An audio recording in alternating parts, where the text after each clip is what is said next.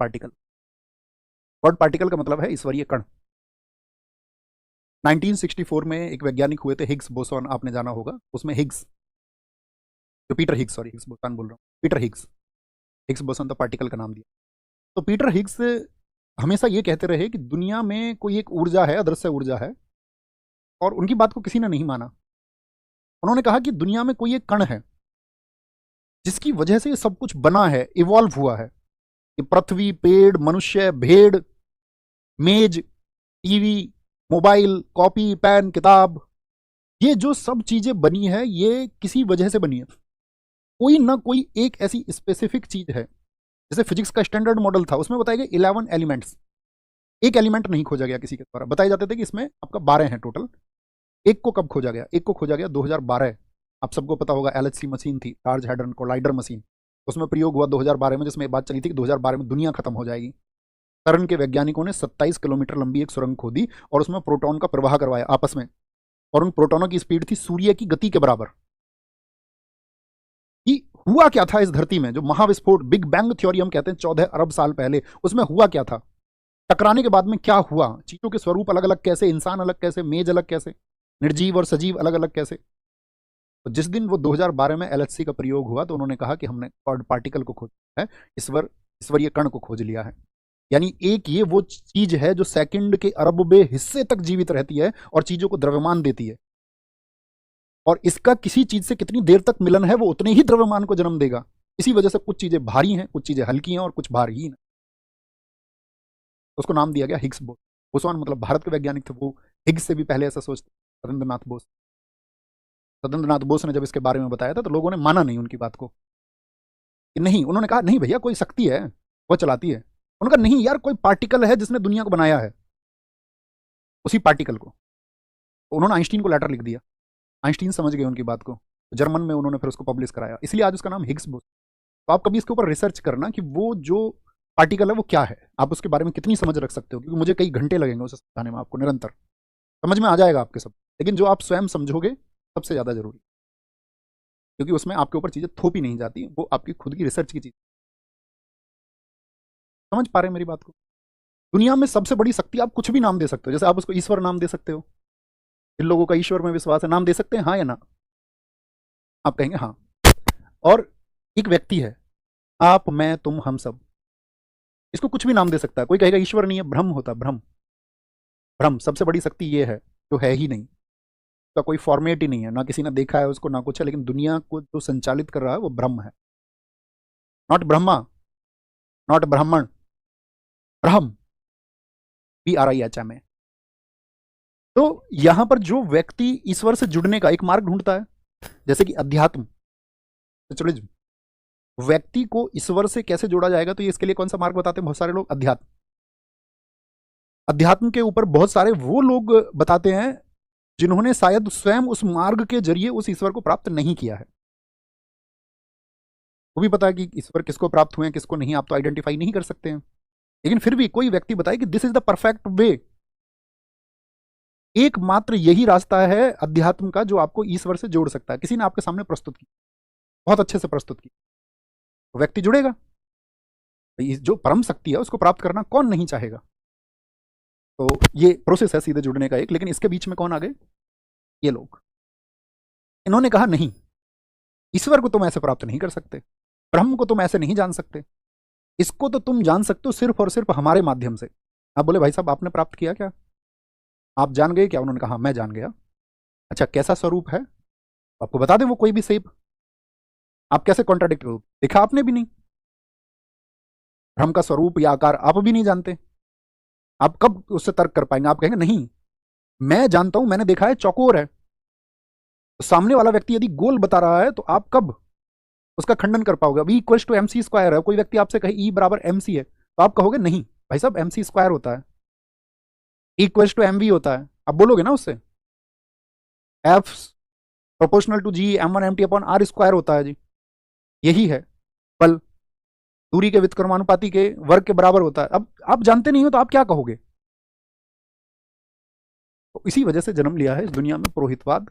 कुछ लोग जो ये मानते हैं कि इन कस्टम्स पर सिर्फ और सिर्फ उन्हीं का अधिकार है और इन चीज़ों की एक्सपर्टीज उन्हीं के पास में है।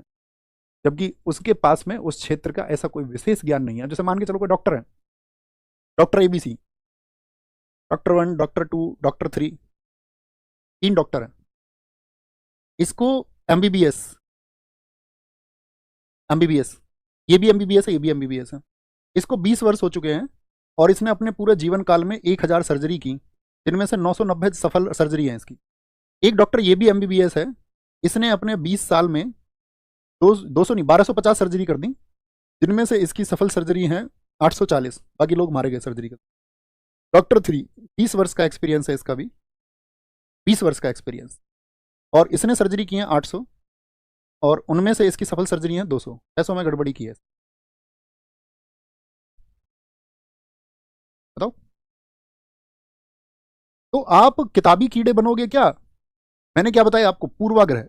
आपके दिमाग में कुछ चीजें पहले से भरी हुई हैं।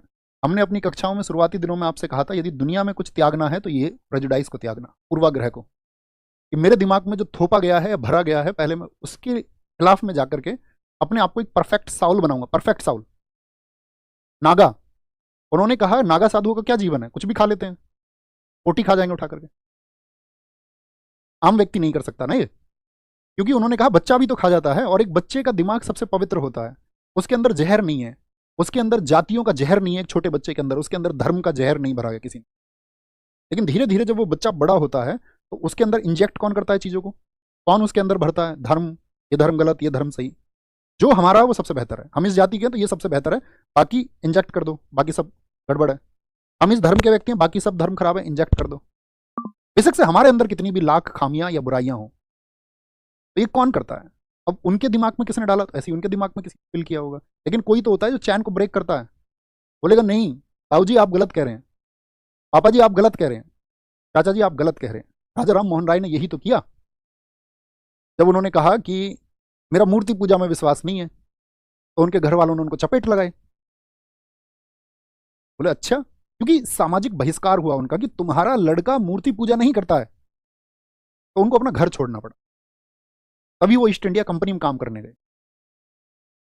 वो तो व्यक्ति का अपना चुनाव है ना, कि वो मूर्ति पूजा करे या ना करे, वो एक ईश्वर को माने या बहुत सारे देवताओं को माने, या 2 देवताओं को माने या 4 देवताओं को माने, या 33 कोटि अर्थात 33 प्रकार के देवी देवताओं को वो माने, है ना। तो उसको हम समझेंगे सिस्टम को, भाई क्यों ऐसा, क्यों, वाई। जैसे सब कहते हैं हिंदू धर्म में तो ये है कि किसी भी चीज को पूजने लग जाते हैं, पत्थर मिला उसको पूज लिया। ऐसा होता है क्या? हाँ या ना आप बताएं। पेड़ को पूजने लग जाते हो तुम लोग, पानी को पूजने लग जाते हो, ऐसा नहीं। हर चीज के पीछे कारण है। आपने देखा कि कभी, मतलब कभी जितने भी आपको कोई पहाड़ दिखा, आपने उस पहाड़ को पूज लिया? नहीं ना। गोवर्धन पर्वत को ही विशेष रूप से आप क्यों पूज रहे हैं? शीशम के पेड़ की क्या आप पूजा कर रहे हैं? नहीं, तुलसी, क्योंकि तुलसी सल्फर डाइऑक्साइड को खत्म कर रहा है, कार्बन डाइऑक्साइड का अवशोषण कर, कार्बन मोनोऑक्साइड का अवशोषण कर रहा है, खत्म कर रहा है उनको, तो पूजनीय है। अब उसको व्यक्ति ऐसे नहीं मानेगा, तो तुलसी का संरक्षण कैसे हो? तो उसको धर्म से जोड़ दिया। जितने भी धार्मिक व्यक्ति हैं वो कम से कम धर्म के बहाने ही इसका संरक्षण करेंगे तो ज्यादा जरूरी है, हो तो जाए कम से कम। नाली के पानी को तो कोई नहीं पूजता।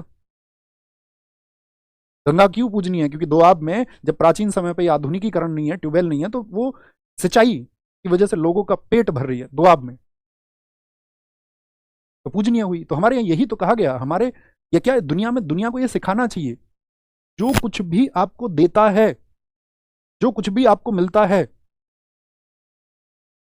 जो जिसने दिया है वो पूजनीय है। दुनिया में जैसे मैं भी आपको बताऊंगा, एक सिद्धांत है त्रियात्मक सिद्धांत ईसाई धर्म का, जिसके खिलाफ राजा राम मोहन राय रहे थे। ऐसे ही भारत में भी आपका 3 प्रकार के, जैसे बहुदेववाद आप सुनते होंगे, बहुत सारे देवताओं की पूजा। तो ये कहा जाता है दुनिया में कि व्यक्ति जो है वो 3 प्रवृत्ति के होते हैं। कितनी प्रवृत्ति होती है व्यक्तियों की? 3 प्रवृत्ति। एक देव प्रवृत्ति होती है, एक मनुष्य प्रवृत्ति होती है, और एक राक्षस प्रवृत्ति होती है। देव प्रवृत्ति किसकी है? देव किसको कहेंगे आप? देवता कौन है? तो देव प्रकृति उसकी है जो ले कम और दे ज्यादा, यानी उसने समाज या इस प्रकृति से लिया कम है, लेकिन उस समाज और उस प्रकृति को दिया ज्यादा है, दिया ज्यादा है, तो वह व्यक्ति पूजनीय हो जाता है। पूजनीय। स्वामी विवेकानंद, दुनिया से बहुत कम लिया लेकिन इस दुनिया को बहुत कुछ दिया। गांधी, अगर आप राजनीतिक कारणों की भी बात नहीं करेंगे, हम उनकी बात बाद में करेंगे कि क्या वो कर सकते थे, क्या कमियां हैं, क्या नहीं है, क्या सवाल उठाए जा सकते, क्या अंधभक्त होकर के सिर्फ गांधी जी को पूजा जाए या गांधी जी के कमियों पर भी प्रकाश डाला जाए।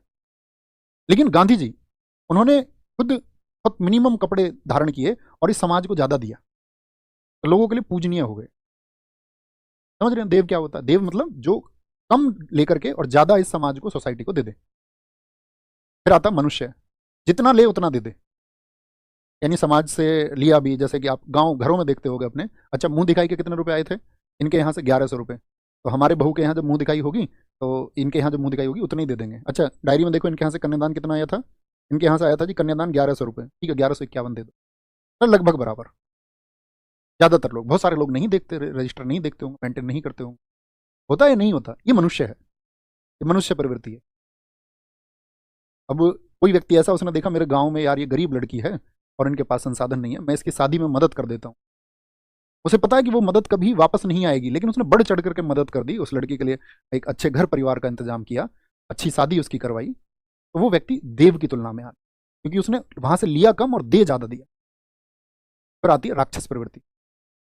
राक्षस प्रवृत्ति अब आप समझ गए होंगे, जो सिर्फ और सिर्फ ग्रहण करे, उस समाज को कुछ देना, लूट ले, खसोट ले, भ्रष्टाचार कर ले, साहूकारी, ब्याज, 50,000 रुपए दे करके और उसकी 50 लाख की जमीन को हड़प लेना, ये राक्षस प्रवृत्ति।